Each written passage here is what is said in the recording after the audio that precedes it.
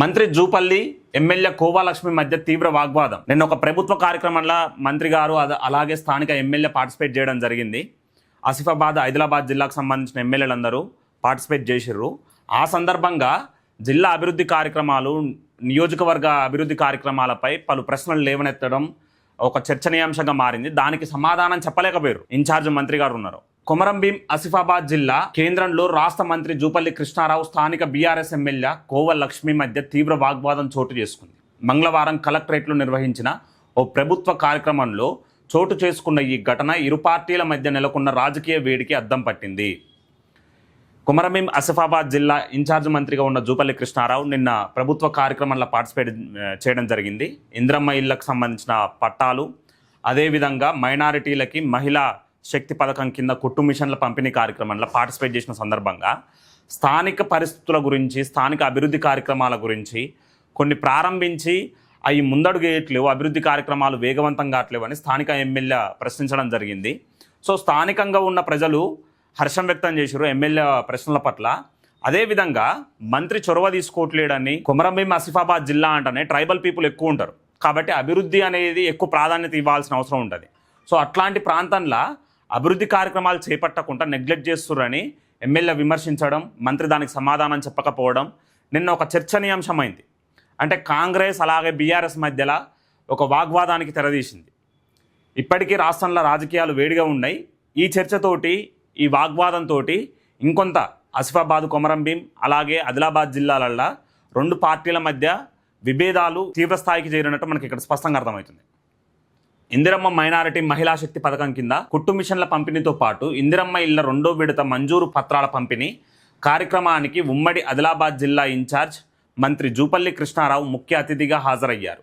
ఈ సందర్భంగా ఎమ్మెల్యే కోవా లక్ష్మి మాట్లాడుతూ నియోజకవర్గంలో 2.50 కోట్లతో సమేలా రోడ్డు, అదేవిధంగా 1.50 కోట్లతో పాతగుడి రోడ్డు పనులను శంకుస్థాపన చేసినప్పటికీ ఆ పనులు వేగవంతం కాలేదని, ప్రారంభించి వదిలేసిర్రని ప్రశ్నించారు.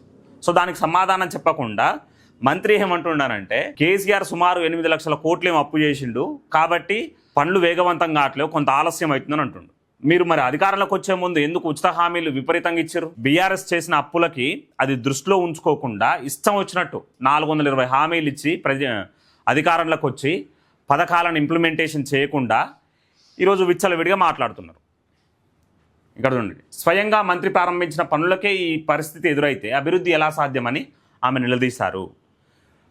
స్వయంగా మంత్రి ప్రారంభించినట్టు ఆ రోడ్లని, అట్లాంటి రోడ్లు కూడా నత్తనడికిన నడిస్తే అభివృద్ధి కార్యక్రమాలు ఎప్పుడు పూర్తవుతాయి, ఆ రోడ్లు ఎప్పుడు పూర్తవుతాయి అని ఈరోజు ప్రశ్నిస్తున్నారు. దానికి సమాధానం చెప్పాల్సిన అవసరం అయితే ఉంది. దీనిపై మంత్రి జూపల్లి స్పందిస్తూ 2018 నుంచి 2023 మధ్య కాలంలో ఆసిఫాబాద్ నియోజకవర్గంలో ఎన్ని ఇళ్లు నిర్మించారో చెప్పాలని ఎమ్మెల్యేను ఎదురు ప్రశ్నించారు. ఆమె పనిచేసిందా చేయలేదా పక్కన పెట్టండి కొద్దిసేపు. ఎందుకనంటే 2018 నుంచి 2023లో పని చేయలేదు అనుకుందాం. మరి పని చేయకుండా ఎట్ట గెలిచింది? ప్రజలు తీర్పిచ్చారు కదా. మరి మీరు అప్పుడు ఏ పార్టీలో ఉన్నారు? ఇంతకుముందు మీరు బీఆర్ఎస్, టీఆర్ఎస్లో ఉండే కదా, ఈరోజు కాంగ్రెస్లోకి పోయింది. మరి దాన్ని ఆత్మపరిశీలన ఎందుకు చేసుకోరు? ఈరోజు మంత్రి దానికి సమాధానం చెప్తే బాగుంటుంది. దీంతో ఇరువురు మధ్య మాటల యుద్ధం ముదిరింది. గత ప్రభుత్వ హయాంలో కళ్యాణ లక్ష్మి, రైతు బంధు వంటి ఎన్నో పథకాలను విజయవంతంగా అమలు చేశామని మంత్రి వ్యాఖ్యలు సరికాదని కోవా లక్ష్మి కౌంటర్ ఇచ్చారు. ఈరోజు రైతు బంధుకు సంబంధించి అదే రేవంత్ రెడ్డి పెట్టిన కొత్త పేరు అయితే రైతు భరోసా. మరి ఆ రైతు భరోసాకి 7,500 ఇస్తా అన్నారు. 6,000 ఎందుకు ఇస్తారు? అంటే ఖరీఫ్ సీజన్ ఇస్తారు, రబీ ఆపుతారు, రబీ ఇస్తేనే ఖరీఫ్ ఆపుతారు. మీరు రైతుల గురించి, రైతు సంక్షేమం గురించి ఏదో పచ్చజెండాలు భుజాన వేసుకొని మాట్లాడితే అయిపోద్దా? రైతుల కోసం మీరు ఏం చేశారో ఒకసారి ప్రజలకు వివరిస్తే బాగుంటుంది. ఇది మాత్రం వాస్తవం అండి. వాళ్ళు చెప్పిన కళ్యాణ లక్ష్మి, రైతు బంధు పథకాన్ని అయితే ఇంప్లిమెంటేషన్ చేసిర్రు. ఒకసారి రైతు బంధు ఇస్తామని చెప్పకుండా అధికారంలోకి వచ్చారు. 2018 ఎన్నికలకు ముందు దాన్ని ఇంప్లిమెంటేషన్ చేసిర్రు, మళ్ళీ అధికారంలోకి వచ్చారు. వాళ్ళైతే చెప్పిన నిధులు ఇచ్చిర్రు, చెప్పిన టైంకి ఇచ్చారు. మరి మీరెందుకు నెగ్లెక్ట్ చేస్తుర్రు? ఈరోజు రైతుల కడుపు కొడుతున్నది మీరా కాదా?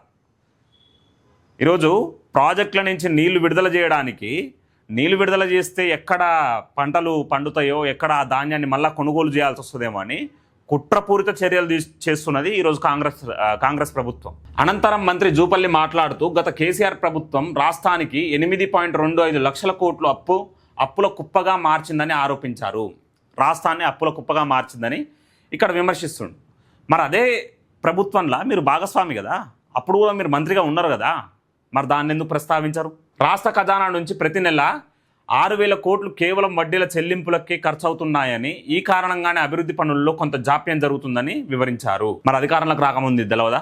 రాష్ట్ర బడ్జెట్ ఏమైనా తక్కువ లేదు. 3,24,000 కోట్లతోటి రాష్ట్ర బడ్జెట్ చాలా పటిష్టంగా ఉంది. తలసరి ఆదాయంలో నెంబర్ 1 ఉన్నాం. అయినా కూడా మీరు పథకాలను ఇంప్లిమెంటేషన్ చేయడంలో ఎందుకు విఫలమవుతున్నారంటే మంత్రులకి, ఎమ్మెల్యేలకి 30% కమిషన్లు పోతున్నాయి కాబట్టి. మరి 30% మీరే తింటే కింద ఉన్న అధికారులు ఎంత తినాలి, కాంట్రాక్టర్లు ఎంత తినాలి? మరి అది ప్రజల అవసరాలకు చేరువైతారికే ఎంత మిగులుతున్నది? వీటికి ఒకసారి వివరణ ఇస్తే బాగుంటుంది.